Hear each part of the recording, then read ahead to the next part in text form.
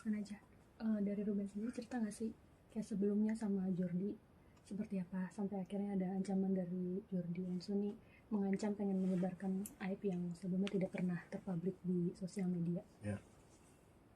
Di situ dia sedihnya Ruben. Kenapa bisa ada statement dari adiknya sendiri ya. Dia bilang gini, setiap manusia termasuk Ruben itu tidak ada yang sempurna. Pasti banyak punya masalah, punya aib, punya masa lalu gitu. Dan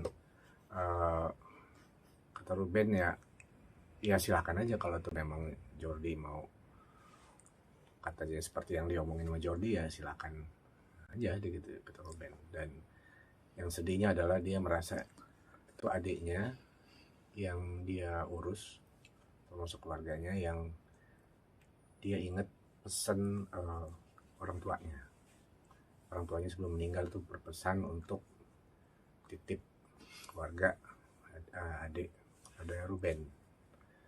Jadi Ruben tuh tulang punggung keluarga lah, dia peduli dan ngurusin keluarga.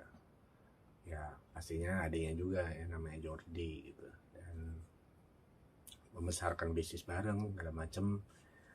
Endingnya seperti ini kan ya sedih lah. Siapa sih yang gak sedih ya berkonflik sama keluarga sendiri ya, terutama keluarga inti ya, adik, kakak atau orang tua. Itu yang bikin dia, aku lihat Ruben agak terpukul sebenarnya, tapi dia berusaha kuat.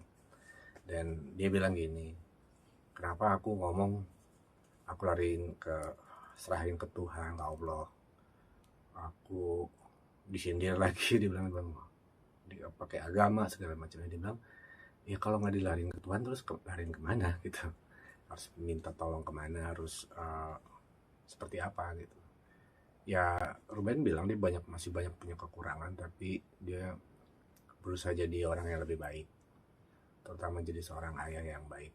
Dan itu yang sedang diperjuangkan sama Ruben sih gitu. Bang Ruben kan berarti begitu kenal dengan sosok adiknya ya Bang ya. Namun sekarang istilahnya berseberangan. Ruben sendiri tahu nggak sih Bang alasan akhirnya kok jadi berseberangan sama adiknya? Apakah faktor lingkungan atau apa Bang? Dia nggak ngomong secara detail ya, itulah Ruben gitu.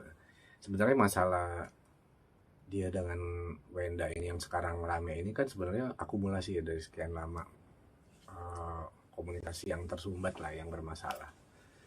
Nah teman-teman dekat tuh nggak pernah tahu, dia nggak pernah cerita. Dia orangnya lumayan mendem ya gitu. Maksudnya selama dia bilang gini, gue pikir gue kuat gitu. Makanya dia banyak diprotes sama teman-teman dekatnya. Kenapa nggak cerita gitu? Kenapa nggak bilang, kan kita mungkin bisa bantu komunikasiin ke Wenda atau lain-lain gitu, atau ke Jordi gitu.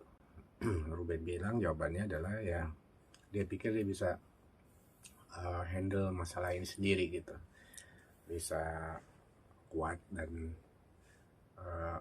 sabar. Tapi ternyata situasinya makin buruk, itu yang terjadi gitu.